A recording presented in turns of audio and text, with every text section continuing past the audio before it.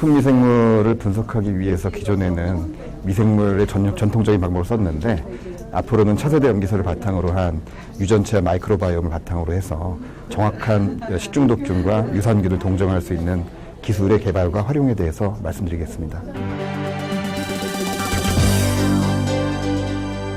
식품미생물을 어떻게 안전하게 우리가 연구를 하고 검출을 하고 제어를 할 것인가, 그걸 하기 위한 기술이 무엇이 있는가라는 내용들을 좀 정리해서 사례를 들어가면서 간단하게 설명을 좀 드리도록 하겠습니다.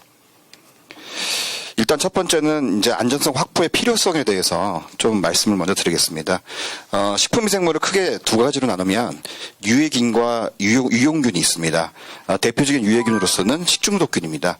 이 식중독균은 대부분 다 사실 식중독 사고라고 하는 것은 생물학적이거나 화학적인 또는 물리적인 요인 때문에 발생을 하지만 거의 대부분이 생물학적인 요인에 의해서 문제가 발생을 합니다. 이러한 식중독균을 우리가 제어하고 검출하고 동정하고 원인을 찾게 되면 그거에 대한 대처라든가 예방이 가능해집니다. 하지만 이러한 미생물들을 분리하거나 배양하거나 하는 과정들이 필요하기 때문에 식중독 사고가 발생한 다음에 예방을 한다는 것에 대해서는 굉장히 문제점이 있습니다. 따라서 신속한 검출을 하고 정확한 동정을 통해서 이거를 제어하는 그런 과정들이 꼭 필요하다고 생각합니다. 두 번째는 프로바이오틱스, 유용균입니다. 인체 건강에 유익한 살아있는 미생물을 총칭하고 있고요. 대표적으로 세 가지를 보통 많이 얘기하는데 락토바실러스하고 비피토박테리움, 그리고 락토코커스 이 정도를 가장 대표적으로 많이 얘기를 하고 있습니다. 건강 기능성 소재나 건강 기능 식품에 첨가되며 설사라든가 변비 예방 또는 장내균층의 건전화, 회복, 정장작용 이런 용도로서 굉장히 많이 활용이 되고 있습니다. 근데 최근에 이제 데이터나 연구 결과나 또는 신문상에 봤을 때 염증 질환이나 폐혈증과 연관돼 있다라는 보고가 있었고요. 특히 최근에는 사망 사고까지 일어나는 추세가 있어서 이 프로바이오틱스에 대한 정확한 이해와 활용, 그다음에 그거에 대한 안전성 확보가 굉장히 중요한 문제가 되고 있습니다. 이러한 것들을 전체적으로 우리가 명확하게 살펴보기 위해서는 기존의 어떤 미생물학적인 분석 방법이나 것도 필요하겠지만 최신 기술인 유전체나 마이크로바이옴 분석을 통해서 균주의 안전성을 유전자 수준에서 확인하는 것들이 이제는 굉장히 필요하게 됐습니다. 연구의 배경을 잠깐 말씀드리면 식중독 사고 같은 경우에는 사실은 거의 대부분이 98% 이상이 세균에 의해서 일어나게 됩니다. 하지만 이러한 세균 안에서도 특히나 이렇게 한 절반 정도는 저희가 이미 식중독균이라고 인식하고 있는 균주들입니다. 대표적인 것들이 이제 병원성 대장균이라든가 병원성 미생물들 또는 바이러스 이런 것들이 많이 있고요. 하지만 여전히 우리가 한 49% 정도는 그 원인에 대해서 알지 못하고 있습니다. 따라서 이렇게 난배양성 미생물 또는 원인을 모르는 미생물들에 대한 분석도 굉장히 중요한 일이 됐습니다. 따라서 이 미제 유해 미생물의 존재를 가능성을 검토하고 이거를 파악하기 위해서는 기존의 배양 방법이나 이런 걸 가지고서는 할 수가 없고요. 유전체나 마이크로바이옴을 바탕으로 해서 이러한 난배양성 문제를 해결할 수가 있습니다. 또 하나는 아까 말씀드린 대로 기존에 이제 미생물 배지라든가 실험실에서 배양하지 못하는 균주들이 굉장히 많이 있습니다. 이러한 난배양성 균주들을 어떻게 검출할 것인가라는 게 불가능하기 때문에 이거는 유전자나 DNA 수준에서 검출을 해야 합니다. 따라서 유전체나 마이크로바이옴 연구가 굉장히 중요해졌습니다. 이 대표적인 케이스가 세 가지 있는데요. 내용은 복잡하지만 간단하게 말씀드리면 어떤 반복되는 유전자 단말, 작은 단말들이 어떻게 분포되어 있는가라는 걸 파악하는 게 요 랩PCR이라는 방법이고요. 이 PFG라고 하는 방법은 어떤 내용이냐면 식중독균의 유전체를 특정 염기서열만 자를 수 있는 제한 요소라는 것을 사용해가지고 그 패턴을 보게 됩니다. 그런 것들을 하는 것. 또 하나는 균주를 동정하기 위해서 가장 많이 쓰는 게 16S 라이보조멀 RNA 시퀀싱인데요. 작은 한 1600개 정도의 염기가 되는 그 부분을 염기서를 분석해서 비교를 해서 이 균주가 무슨 균주다라는 것들을 파악하게 됩니다. 근데 가장 큰 문제점은 뭐냐면 이 랩PCR이라고 하는 것은 이 반복되는 작은 리핏 시퀀스만 보기 때문에 전체적인 내용을 파악하기에는 굉장히 부분적으로 한계가 있고요. 그 다음에 이 PFG라서 이 패턴을 연구하는 그런 방법에 있어서는 제한 요소가 특정적인 염기 서열만 딱 인식해서 자르기 때문에 그중에 염기가 하나만이라도 바뀌게 되면 그 제한 요소는 자르지 못하게 됩니다. 그렇게 되면 패턴이 완전히 바뀌기 때문에 염기 하나만 바뀐다고 해서 균주가 바뀌는 게 아니거든요. 하지만 패턴이 다르게 나오기 때문에 이 균주가 극균이다라고 확정을 못하는 경우도 종종 있습니다. 또 하나는 이 유전자 상동석 16S 라이보점 RNA 시퀀스는 대충 한 1600개 정도의 염기로 되어 있는데 실제적인 전체 유전체의 크기는 작게는 200만 개, 크게는 4,500만 개까지 해당됩니다. 이러한 4,500만 개 되는 길이를 1600개를 가지고서 이 균주가 뭐다라고 평가하는 데는 굉장히 많은 약점과 한계가 있습니다. 따라서 이렇게 기존 방법에 대해서는 문제가 많기 때문에 우리는 그 4,500만 개 된 전장 유전체를 다 분석해서 확인하는 방법이 훨씬 정확하다라는 것으로 얘기가 되고 있습니다. 이러한 것들을 바탕으로 해서 그 유전체나 마이크로바이옴 연구는 식중독 문제에 있어서 굉장히 중요한 문제고요. 두 번째로 프로바이오틱스 얘기를 잠깐 말씀드리겠습니다. 이 프로바이오틱스는 대표적인 케이스가 우리가 이제 섭취를 하게 되면 장내균총을 좋은 균과 나쁜 균을 이렇게 균형을 좀 맞춰주는 그런 역할을 좀 많이 합니다. 반면에 이 프로바이오틱스 섭취에서 균형을 갖추게 되면 여러 가지 영양대사에 활력을 불어넣고요. 장내 균총을 개선하거나 면역 증강을 하거나 이러한 좋은 면도 굉장히 많습니다. 따라서 프로바이오틱스는 장내 균총에서 굉장히 중요한 역할을 한다. 최근의 연구 결과를 보면 이게 프로바이오틱스를 섭취한 사람과 섭취하지 않은 사람들이 장에 문제가 생겼을 때 회복되는 속도를 보여주는 겁니다. 이 파란색 실선이 프로바이오틱스를 꾸준하게 섭취한 사람입니다. 장에 문제가 생긴다 하더라도 그 증상이 굉장히 완화된 상태로 진행이 되고 빨리 회복이 됩니다. 반면에 프로바이오틱스 섭취하지 않으면 이것이 굉장히 큰 문제가 생기면서 회복되는데도 굉장히 오래 걸립니다. 또 하나는 만약에 프로바이오틱스 섭취했는데 문제가 생겼다. 질환이 생겼다 한다 하더라도 굉장히 빠른 시간에 복구하는 그런 양상을 보여줘서 이 프로바이오틱스는 장내균총을 건강하게 하고 균형을 잡아준다라는 것들이 굉장히 많이 보고가 됐습니다. 특히 여기 보이시는 락토바실러스 람노소스 즉 LGG라는 균인데요. 이 균주는 상업적으로 굉장히 많이 쓰이는 그러한 균주에 해당이 됩니다. 네덜란드에 있었던 일입니다. 2004년도부터 7년도까지 네덜란드에서 임상실험을 했는데 균주는 락토바실러스 KGI라는 균주입니다. 이거는 굉장히 오랜 역사를 가진 안전한 균주라고 인식이 되고 있었고 많이 활용되는 프로바이오틱스 균주입니다. 근데 이런 그 임상 투여 실험을 하고 난 다음에 4년 동안 진행했던 실험에서 24명의 사망자가 발생을 했다라는 것들이 보고가 되었습니다. 하지만 여기는 좀 다른 게요. 건강한 분이 섭취한 게 아니라 사실 면역적으로 문제가 있는 환자를 대상으로 해서 이 균주를 먹임으로써 면역력을 회복시키는 목적으로 연구가 진행이 됐습니다. 따라서 이 상태가 심각한 사람들이 이제 그걸 섭취하면 되니까 가장 큰 문제는 뭐냐면 이 프로바이오틱스가 면역을 강화를 시켜주는데 너무 과반응을 일으키게 돼서 실제로 환자가 사망을 일으키게 됐다라는 결론을 얻게 됐습니다. 따라서 이런 결과를 바탕으로 했을 때 이쪽에서는 뭐라고 했냐면 장 개선용 프로바이오틱스를 섭취했을 때 이거에 대한 안전성이라든가 규격이라든가 그런 것들이 정해져야 된다라는 게 하나였고요. 또 하나는 이런 균주들에 대한 유전체 연구가 바탕으로 해서 무엇이 위험한지를 유전자 수준에서 명확하게 파악해야 된다라는 것들이 여기에서 주장이 되었습니다.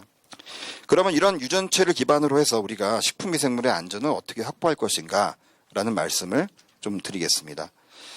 유전체 연구를 하려면 제일 중요한 거는 기술이 필요합니다. 대표적인 케이스가 제가 2000년대 초반에 이제 미생물 유전체 하나를 전장 유전체를 분석한 적이 있습니다. 정확히 230만 개를 분석하는데 2년이 걸렸습니다. 그 당시에는요. 근데 이게 시간의 흐름으로써 점점 더 빨라집니다. 새로운 기계들이 나오셨겠죠. 이제 넥스트 제너레이션 시퀀싱, 차세대 염기서열 장비들이 나오기 시작하면서 이러한 여러 가지 장비들이 나왔고요. 여기 보시면 하이식이나 팩바이오라는 기계들이 있는데 현재 가장 많이 쓰이는 염기서열 분석 장비입니다. 크기는 작은 방 하나를 다 채웁니다. 하지만 기술력이 얼마나 발전했냐면 이렇게 손 안에 들어오는 크기로 작아졌습니다. 이제는 언제든지 누구든지 이러한 염기서열을 저는 2년을 걸렸지만 저희 대학원생들은 일주일이면 끝냅니다. 이거 가지고. 그만큼 기술력이 눈부시게 발전을 했고 또 하나는 뭐냐면 제가 처음에 염기서열을 분석할 때 균주 하나를 전자균주를 분석할 때 비용이 100만 불, 즉 10억 정도 들었습니다. 현재는 하나 분석하는데 100만 원에서 150만 원이면 끝납니다. 그 정도로 비용이 기하급수적으로 떨어졌습니다. 그래서 이제는 이러한 차세대 염기설 분석 방법이 근처에 와 있고요. 이런 유전체 연구가 굉장히 활성화돼서 누구든지 이제 연구를 할 수 있고, 또 하나는 그걸 바탕으로 해서 식품위생물의 안전을 위한 신속 검출이나 정확한 동정, 기능성 연구가 가능해졌다라는 것들을 말씀을 드리겠습니다. 2014년도에 식품의약품 안전처 미생물과하고 서울대학교가 같이 진행했던 그 식중독균 유전체 사업단이라고 연구 집단이 있었습니다. 여기에서 연구를 진행했는데 우리나라에서 문제가 됐던 식중독균의 전장 표준 유전체, 식품 마이크로바이옴, 독성 유전자 전사체, 부분 유전체, SMP 분석 이런 것들을 통해서 신속 검출이나 동정을 할 수 있는 그러한 기반을 닦았습니다. 전 세계적으로 봤을 때 우리나라는 굉장히 빠른 편에 속했고요. 우리나라가 이런 것들을 2014년도에 했다라는 것들은 우리나라가 그만큼 식품 안전이나 이런 생각에 대해서 굉장히 앞서갔다라고 생각이 됩니다. 외국에 나가서 이런 내용들을 이제 발표를 하게 되면 굉장히 저 같은 경우에는 자랑스럽게 좀 발표를 합니다. 우리나라도 전 세계적으로 굉장히 앞서가 있는 선도 그룹이다라는 얘기를 항상 얘기를 하고 있습니다. 이 FDA에서는 이렇게 그 트위터를 하나 만들어 가지고요. 니네가 예를 들어서 문제가 되는 균주가 하나 있으면 그거를 이렇게 시퀀스 염기서열을 분석해 가지고 데이터를 보내주면 우리가 금방금방 분석해서 제공을 하겠다라는 식으로 그렇게 하는 어떤 그 컴피티션, 경쟁, 뭐 챌린지 같은 그런 프로그램을 만들어서 진행을 하고도 있고요.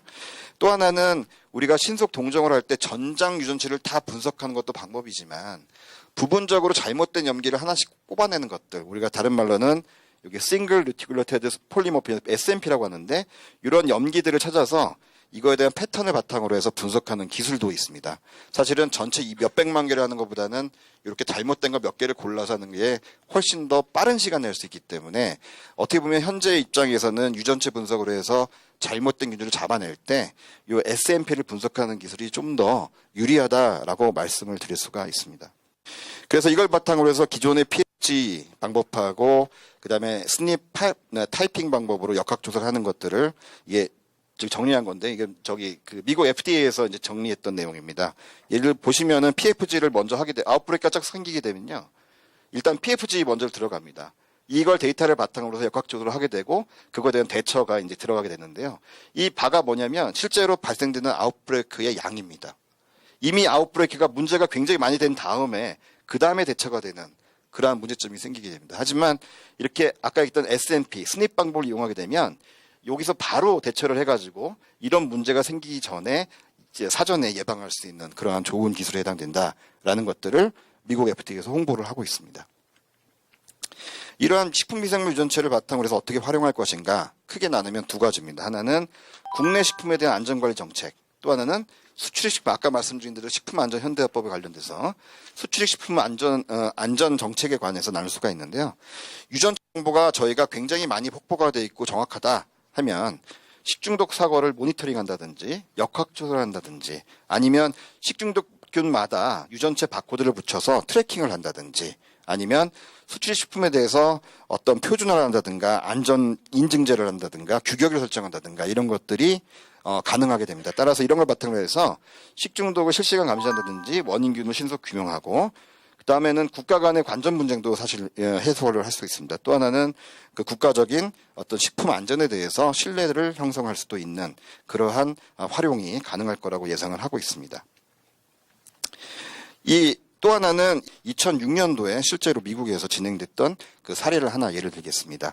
미국에서는 이 Potential Safety Interest 해가지고 PSI라고 약자로 보통 표현하는데요.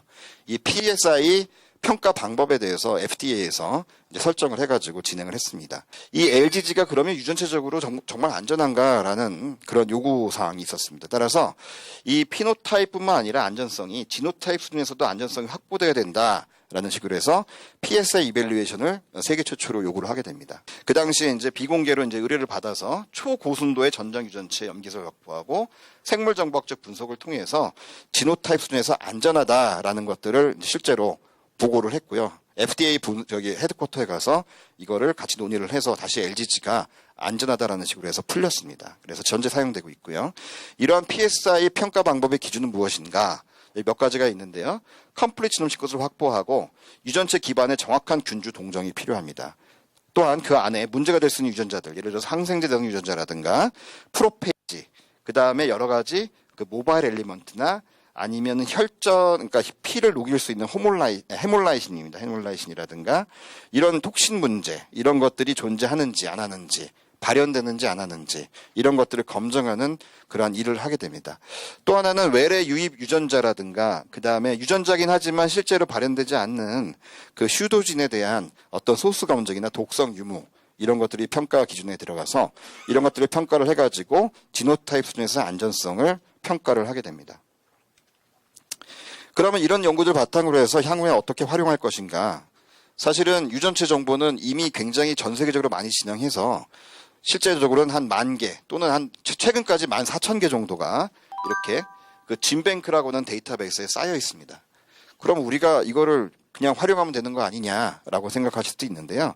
이 유전체 정보가 사실은 문제가 뭐냐면 한 30%, 20%에서 30% 정도는 유전체 정보가 정확하지가 못합니다. 왜냐하면 몇백만 개가 되는 게 10,000개, 14,000개씩 있기 때문에 이런 것들을 그 진뱅크에 있는 전문가 20명이 앉아서 평가하는 건 거의 불가능합니다. 그 사람들도 평가를 할 수 없기 때문에 일단은 올려놔요.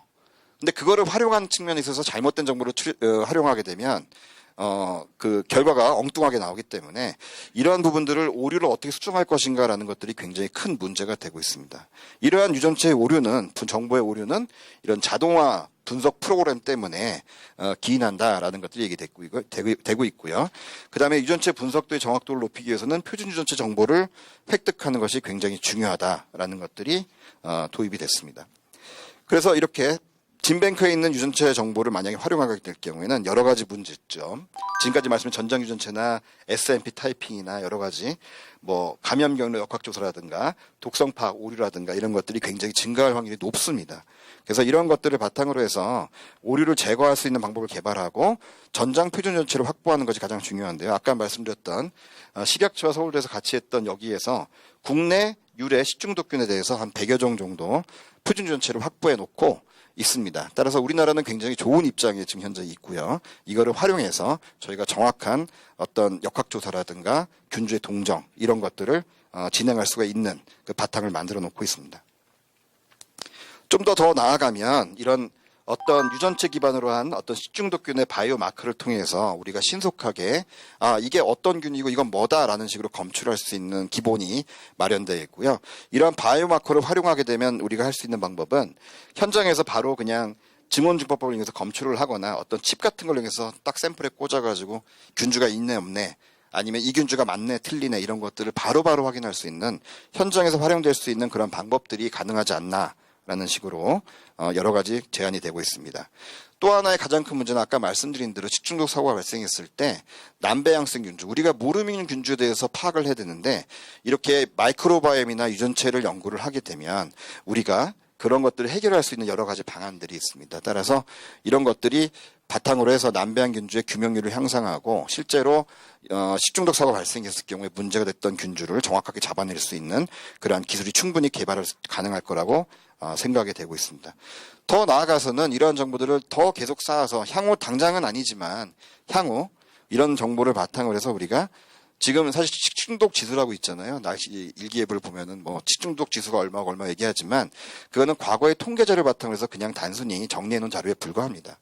하지만 이런 것들이 어떤 빅데이터를 바탕으로 하고 유전체 정보를 바탕으로 해서 분석이 되고 전 세계적으로 이러한 정보들을 같이 활용할 수 있게 되면 우리가 위해 경보 시스템이라든가 이런 것들을 미리 사전에 국민들에게 전달할 수 있는 그런 시스템도 개발이 가능하지 않을까라고 생각을 하고 있습니다. 따라서 마지막으로 국내 그 식품위생물의 전장 표준 유전체 확보라든가 DBR을 통해서 활용을 하게 되면 우리가 굉장히 신속한 그 원인균의 모니터링이라든가 신속 규명 대처 이런 것들이 가능할 수 있고요. 또한 역학조사의 정밀화가 가능하게 됩니다.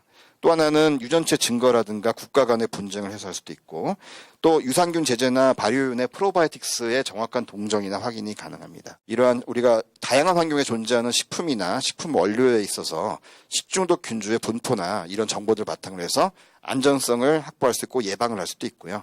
또한 유산균 복합제제 같은 경우는 여러 균주가 섞여 있는데 그 안에 어떤 균주가 들어있고 정확하게 우리가 허가된 균주만 들어가 있는지 안 들어가 있는지를 확인할 수 있는 그러한 방법도 해당이 됩니다. 또한 전사체 더 나아가서는 RNA를 바탕으로 한 전사체험을 하게 될 경우에는 그 식중독균이 가지고 있는 독성 유전자가 발현되냐 발현되지 않느냐 그거를 바탕으로 제어할 수 있는 그러한 방법들도 가능하다고 생각합니다. 따라서 이러한 연구를 바탕으로 해서 뭐 제도 개선한다든가 연구 역량 강화 또는 식품 안전 관리의 기반 구축, 정책 제안 또는 국제 경쟁력 제고 이런 문제들을 지금보다는 훨씬 더 과학적으로 정밀하게 우리가 파악할 수 있을 것이다 라고 생각을 하고 있습니다. 예, 제 발표는 여기까지입니다. 감사합니다.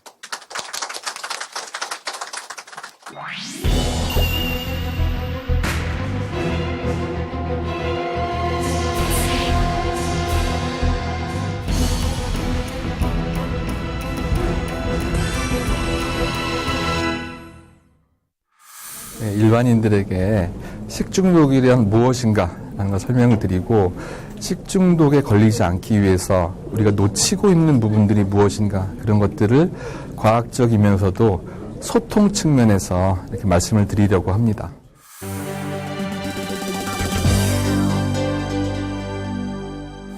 소통이 굉장히 필요한 분야 중에 하나가 바로 식중독이에요. 이렇게 제가 연구를 해보면 저도 과학 연구도 합니다. 왜냐하면 그런 기본적인 것들을 가지고 연구 소통을 해야 되기 때문에 이렇게 해보면 위험인식이 굉장히 낮아요. 일반 대중들은 식중독이 별로 그렇게 대수롭지 않은 질환이라고 생각하는 경우들이 대부분이에요. 이 식중독은 전 국민이 이해 당사자예요.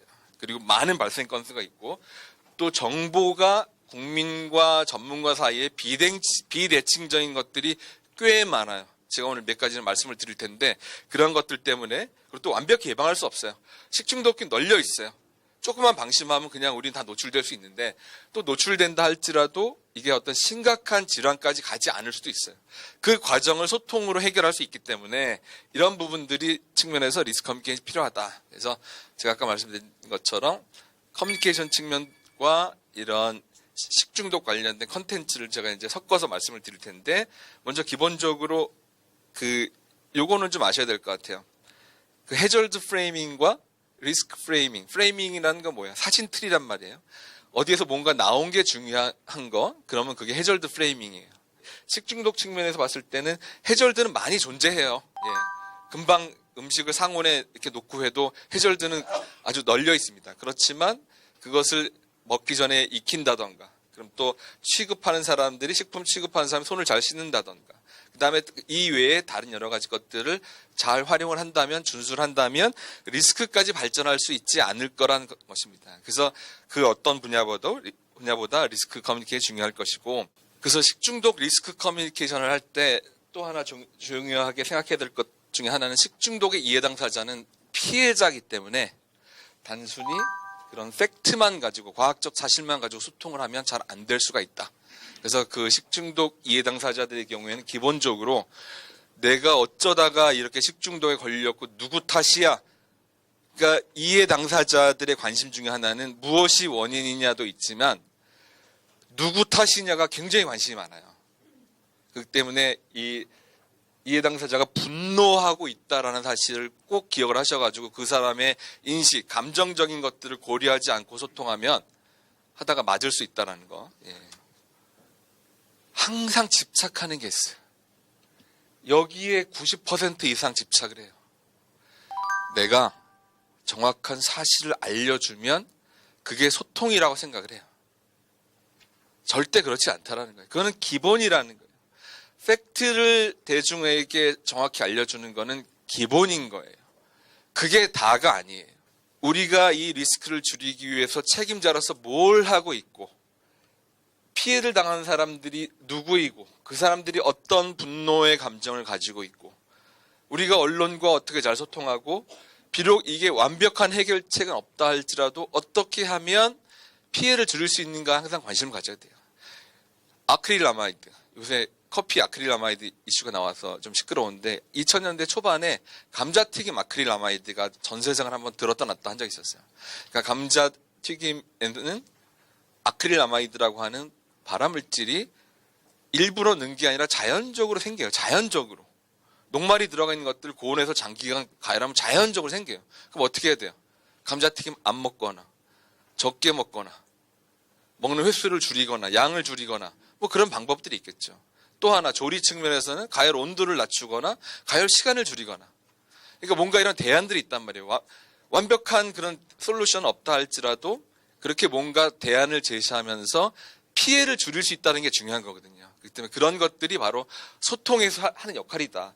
그래서 항상 사실만 주면 이거를 또 쉽게 알려주면 소통했다라고 생각하는 건 착각이다. 그건 아주 일부분만 한 것이다라는 거를 꼭 좀 기억해 주시기 바랍니다. 홍보하고도 다른 거예요. 홍보는 뭡니까? 일방향이에요. 내가 하고 싶은 얘기만 그냥 일방적으로 얘기하는 거예요. 지금 식약처랑 농림부에서 내년에 발등에 불이 떨어져 있어요.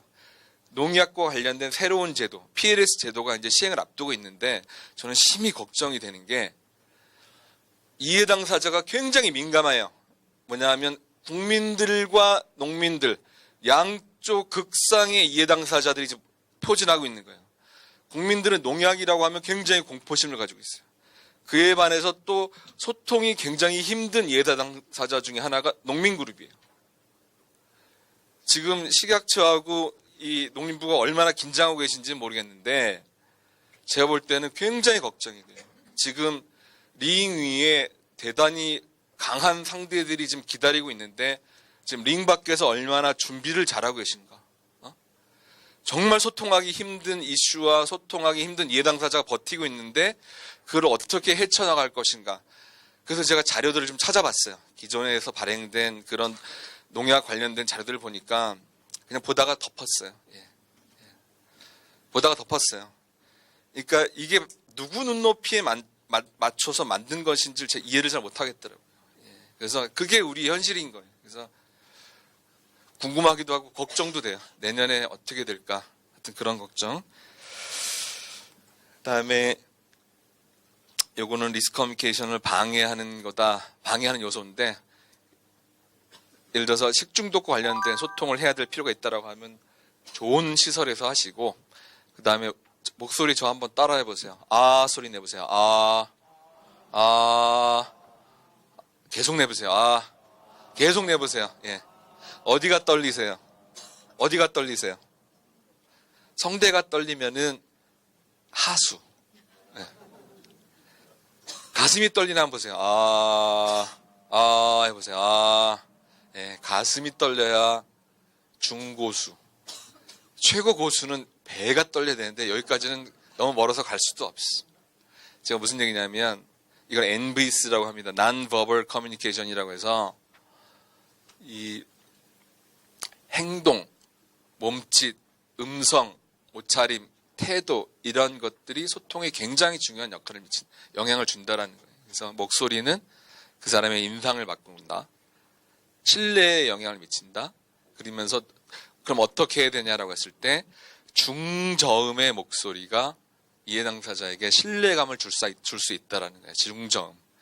커뮤니케이터로서 나설 분들은 옷차림도 신경을 써야 되고 태도, 몸짓, 목소리까지도. 목소리 어떻게 내라고요? 중저음으로 하시고 중저음. 예, 중저음으로 하시면 상대방이 훨씬 신뢰를 줄 수 있다. 그리고 부정적 측면만 강조하면 소통에 실패할 수 있다라는 얘기입니다. 이게 무슨 얘기냐면 사람이 패닉에 빠지면 공포심에 빠지게 되면 그 다음부터는 이성적 소통이 안 돼요. 이 세상에는 아무리 안 좋은 것도 긍정적인 측면과 부정적인 측면이 공존해요. 그래서 그것을 같이 밸런싱을 하면서 소통을 해야 정말 내가 하고 싶은 얘기를 할 수 있다라는 얘기를 드리는 거고요. 사람의 어떤 위험 인식이 영향을 미치는 요인들은 여러 가지가 있어요. 근데 왜 식중독이 이렇게 위험 인식이 낮으냐라고 봤을 때 제가 판단하는 것은 친숙하기 때문인 것 같아요. 사람이 친숙하면 위험 인식이 낮아져요. 예전에 신종플루 우리 사회에서 이렇게 막 퍼질 때 처음에 얼마나 무서웠어요. 네? 그때 막 우리 사회가 막 공포에 막 떨었어요. 근데 요즘에 신종플루 누가 걸렸다고 하면 관심도 없어요. 그냥 감기라고 생각해요. 예. 그것처럼 익숙하게 되면 위험인식이 팍 떨어져요. 그래서 식중독도 여러 가지 요인들이 있는데 너무 좀 친숙하고 그 다음에 아까 제가 식중독으로 죽을 수도 있다고 했지만 그건 아주 일부분의 사례이고 대부분의 경우에는 그냥 다 나요. 건강한 사람들은 병원 안 가도 그냥 다 나요. 예. 그렇지만 그런 것들 때문에 좀 과소평가하게 되는 게 아닌가라는 게 제 생각입니다. 그래서 식중독과 관련된 소통을 하기 위해서는 이런 원칙들을 잘 활용을 하시면 소통 효과가 높일 수 있다. 그래서 긴 말씀은 못 드릴 것 같습니다. 그리고 뭔가 내가 위해 관리자여서 식중독 관련된 소통을 하고 싶다라고 한다면 메시지를 너무 많은 거 알려주면 안 돼요. 3가지 정도만 핵심적인 거 뽑아서 27개 단어 내외로 해서 그 작성을 하셔야 되고, 제가 아까 말씀드렸는데 하나의 부정적인 메시지가 있으면 이렇게 긍정적인 메시지를 3배 이상 발굴해서 같이 제시를 해야 위험 인식을 희석할 수가 있어요. 너무 공포심에 빠지지 않도록. 네. 이제 마지막으로 이제 이게 제 경험인데요. 일반 대중하고 소통할 때 이제 효과적인 방법 중에 하나가 퀴즈를 해보는 거예요. 퀴즈. 그래서 제가 뭐 퍼즐 퀴즈도 해보고 해봤는데 그걸 해보면서 굉장히 큰 관심이 있더라고요. 유기농은 식중독에 더 안전하다. 맞습니까? 틀립니까? 틀립니다. 제가 이 말씀을 꼭 좀 드리고 싶어요. 지금 아까 이준 교수님께서 말씀하셨는데 미국에서 그 식중독 사고 일어나고 사람들 죽고 막 하는 것들이 대부분 유기농 채소들 먹다가 그런 일들이 벌어져요. 그러니까 유기농에 대해서 잘못 알고 있는 것들이 있어요. 유기농은 생태계에 좋고 유기농 식품을 섭취하는 사람의 건강에 좋고 맞아요. 그렇지만 유기농 식품이 더 안전하다? 그렇지 않다라는 거예요. 왜냐하면 유기농은 뭐 농약 같은 것들을 적게 쓰거나 안 쓰다 보니까 미생물들이 많이 살아 있어요. 그리고 그 미생물들은 이따가도 나오지만 물로 세척해도 잘 안 떨어져요. 노로바이러스 같은 거 흡착력이 굉장히 강해요. 특히 채소 같은 건 어때요? 표면이 막 오돌두돌 하잖아요. 굴곡이 많잖아요. 그 뒤에 숨으면 씻어도 잘 안 떨어지는 거예요. 그런 상황에서 이거를 그냥 날로 먹다가 식중독, 병원성 대장균에 의한 식중독 그렇게 많이 걸리는 거예요. 그래서 유기농 식품에 대해서, 농산물에 대해서 이 부분에 대해서 좀 바로 잡아야 되지 않을까. 너무 과신을 하거나 맹신을 하는 것은 굉장히 위험하다. 겨울철에 더 자주 발생하는 식중독이 있습니까? 없습니까? 이것도 우리가 좀 바꿔야 될 것 같아요. 그러니까 전통적으로는 식중독이라 하면 여름철 온도가 높을 때 많이 그랬는데 최근에 집단적으로 일어난 식중독들 보면 되게 바이러스에 의한 식중독, 노로바이러스 식중독. 이 노로바이러스는 저온이에요. 얼음에서도 막 몇 년 동안 살 수 있고 추우면 더 잘 살아요. 그래서 겨울에 방심하지 말라라는 거. 냉장고에 둔다라고 해서 식중독 다 예방할 수 있지 않다라는 거. 이런 것들 소통해야 돼요. 지금 잘못 알려져 있는 것들이 많아요. 식중독은 여름이나 조심해야지 절대 아니라는 거예요. 이제는 이 우리 실내 온도도 높아지고 이 노로바이러스에 의한 식중독, 지금 우리 시각처에서도 오셨지만 앞으로 해야 될 것 중에 하나가 개인의 식중독 예방 관리도 중요하지만 집단 식중독 관리, 이 부분 신경 쓰셔야 돼요. 예. 지금 사람들이 독거노인 늘어나고 혼자 사는 사람들 많아지면서 센트럴 키친이라고 해서 중앙 조리대에 의한 한 곳에서 다 만들고 그냥 다 분배하는 거예요. 그리고 만성병자 많고 노인들 많다 보니까 이제 치명률이라든가 그런 것들은 더 늘어날 가능성이 있는 상황인 거예요. 중앙에서 한 번 잘못하면 왕창 확 퍼지는 거죠. 거기다 대고 지금 이 중앙 집단 급식 같은 경우에 해썹 인증 기준도 안 적용하는 걸 제가 알고 있어요. 지금 시한폭탄이 도사리고 있는 거예요. 아무리 손 잘 씻고 끓여 먹으라 별로 중요하지만 공허한 얘기가 될 수 있는 거예요. 그거보다 이 중앙 급식에서 앞으로 이런 문제들 어떻게 식중독 예방할 것인가를 관심을 갖지 않는다면 앞으로 뻥뻥 터질 가능성이 저는 있다고 생각을 합니다. 그 다음에 사람끼리 전염될 수 있나요? 있어요. 노로바이러스 식중독이 그래요. 노로바이러스 식중독. 그래서 대부분의 식중독들은 사람끼리 전파가 안 되지만 노로바이러스 식중독은 이게 사람 간 전파가 가능하다는 거. 그래서 그 다음에 식중독이 걸려도 증상이 나타나지 않기도 하고 건강한 사람들이 그냥 지나갈 수도 있어요. 그 다음에 금속 식기가 나무 식기보다 식중독이 안전하다. 이거 제가 기후변화 연구하면서 나온 건데 맞아요. 이것도 사회가 좀 개선해야 돼요. 여기 보면 일식집 같은 데 가보면 나무로 된 젓가락들, 수저들 많죠. 예, 보면은 이렇게 흠집도 있고 상처도 있는데 그거 계속 재활용해요. 그럼 과연 그거를 앞으로 어떻게 할 것인가? 거기 조사해보면 식중독균들 나온다고 하는데 이거를 그대로 둘 것인가? 이런 게 정말 중요한 소통인 거예요. 놓치고 있는 거예요. 예. 냉동실 보관한다고 해도 안전하지 않다. 아까 저온 바이러스들에 의한 식중독 문제가 있다고 했고 식중독에 걸려 죽을 수도 있다. 있어요. 대부분의 것들은 안 그렇지만 아까 리스테리아 식중독에 의한 것이라든가 보툴림 식중독 같은 건 굉장히 위험한 것들이 있어요. 그래서 이런 부분들 좀 더 국민들하고 소통을 좀 더 해나가야 될 것 같고요. 진공 포장에 보관한 식품은 안전하다. 결코 그렇지 않아요. 이게 산소 없어도 잘 사는 애들이 있어요. 그래서 이런 문제들. 그다음 임신부는 연성 치즈와 이렇게 슈퍼 가보면 이렇게 잘라진 과일 파는 거 있죠. 이런 거 손도 대시면 안 되는 거예요. 예. 이런 거로 인한 식중독 문제들이 생길 수 있다는 거. 그다음에 식중독균에 임신부가 감염이 되면 태아도 감염될 수 있다. 식중독균이 이게 혈류를 타고 온몸에 돌아다니다가 신경으로 가고 뇌로 가고 하면서 태반도 통과해서 갈 수 있다는 거예요. 리스테리아 식중독 같은 게 대표적인 사례입니다. 그래서 그런 부분들. 그다음에 햄버거 패티는 덜 익혀 먹어도 괜찮다. 그런가요? 이거 대표적으로 또 안 되고 있는 것 중에 하나고 답은 이따가 드리겠습니다. 식중독에 취약한 사람이 따로 있다. 예, 있어요. 만성병자, 노인, 어린이, 면역력이 떨어져 있는 사람들은 한테는. 그래서 그 에이즈, HIV 감염자 같은 경우에는 어떤 특정 식중독에 걸릴 위험이 몇십 배 높다라는 그런 연구들도 있어요. 계란 날로 먹으면 식중독에 걸릴 수 있다? 예, 살모넬라 식중독에 바로 그런 거예요. 예. 목청 좋아지는 게 아니라 잘못하면 식중독 걸려요. 그래서 잘못된 습관인 거예요. 그 다음에 집에서 생닭을 조리하기 전에 물로 씻는 게 안전하다. 요거 한번 제 거수로 한번 확인하고 강의를 끝내도록 하겠습니다. 생닭은 집에서 물로 씻어서 요리하는 게 안전하다 생각하시는 분 손 들어보세요. 닭을 사왔어요. 시장에서 슈퍼에 사왔어. 생닭이에요. 생닭을 내가 이제 조리를 해야 되는데 그걸 물로 씻는 게 안전하다 생각하시는 분 한번 손 들어보세요. 씻지 않고 조리하는 게 안전하다 생각하시면 손 들어보세요. 이게 영국에서는 하지 말라고 해요. 왜냐하면 이게 캠필로박터균에 의한 주변 감염 같은 것들이 있기 때문에 이미 공장에서 웬만큼 씻어서 나온 거기 때문에 굳이 집에서 또 씻을 필요가 없다라는 거예요. 그래서 이거는 정부가 답을 줘야 되는 거예요. 한번 실험을 한번 해보세요. 생닭 가지고 실험을 했을 때 그런 캠필로박터균 같은 것들이 정말 주변에 식기나 도마에 얼마나 튀는지 이런 것들을 해가지고 뭔가 대안을 좀 주셔야 될 것 같아요. 마지막 퀴즈 여기 들어갈 말이 뭘까요? 노로예요, 노로. 노로는 천의 이름을 가지고 있어요. 이렇게 많은 이름들이 있었어요. 그래서 이제는 최종적으로 노로라고 이제 결정이 됐고, 모유 먹은 아기가 식중독에 걸린 이유는, 그러니까 모유를 인터넷에서 팔기도 하나 봐요. 예.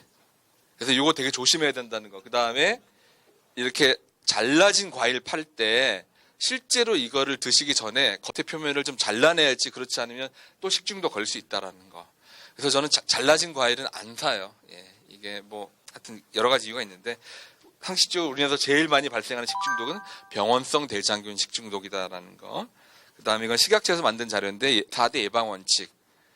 근데 이거 말고도 할 얘기가 많아요. 그러니까 이런 프레임에서 조금 더 진화해야 된다고 좀 생각합니다. 아까 말씀드린 그런 어려운 식중독들이 있기 때문에.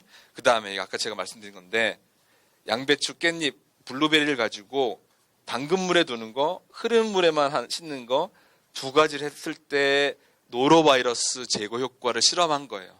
제가 한 게 아니라 나온 자료를 제가 정리한 건데 둘 다 했을 때 가장 높죠. 그렇죠? 담근 물과 흐르는 물과 했을 때 둘 중 비교하면 어떤 게 높아요? 흐르는 물이 훨씬 높아요. 합치면 훨씬 높아요. 그런데 잘 보세요. 표면이 반질반질한 얘네들은 거의 제거할 수가 있어요. 그에 반해서 굴곡이 심하고 막 숨어 있을 수 있고 하는 애들은 이걸 해도 아직도 17% 이상은 노로바이러스 제거가 안 되는 거예요. 이런 상황에서 그냥 생으로 몸에 좋다고 채소 먹다가는 걸릴 수가 있는 거예요. 그래서 이 부분은 그러니까 채소 많이 먹어라 국민들한테 얘기하고 좋아요. 그렇지만 이런 또 유기농 많이 먹어라 좋아요. 그렇지만 그 얘기를 하면서 동시에 이런 위험이 있다는 것을 같이 얘기를 하고 소통을 하고 그러면 어떻게 이 위험을 줄일 수 있을까 고민하지 않으면 이 위험 17%의 그런 위험은 상존하게 되는 거예요.